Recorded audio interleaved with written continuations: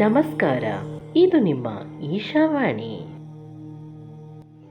ಸಂಬಂಧಗಳ ಸುತ್ತ ಸರಣಿಗೆ ಸ್ವಾಗತ.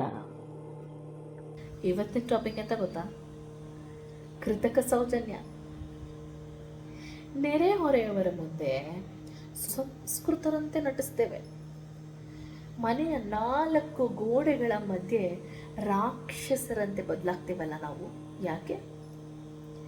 ಜಗತ್ತಿಗೆ ತೋರಿಸುವಂತಹ ಆ ಸಂಸ್ಕೃತಿ ಮನೆಯವರಿಗೆ ನೀಡೋದು ಕಷ್ಟನ ಅಥವಾ ಅಷ್ಟೊಂದು ದೊಡ್ಡದಾದು? ಹೊರಗಿನವ್ರಿಗೆ ಮೆಚ್ಚಿಸ್ಬೇಕು ಸರಿ, ಆದರೆ ನಮ್ಮವ್ರನ್ನ ನಾವು ಯಾಕೆ ನೋಯಿಸ್ಬೇಕು? ನಿಜವಾದ ವ್ಯಕ್ತಿತ್ವ ಮನೆಯಲ್ಲಿದೆಯಾ ಅಥವಾ ಸಮಾಜದ ಮುಂದೆ ತೋರಿಸ್ತಾ ಇರುವ ಆ ಮುಖವಾಡದಲ್ಲಿದೆಯಾ?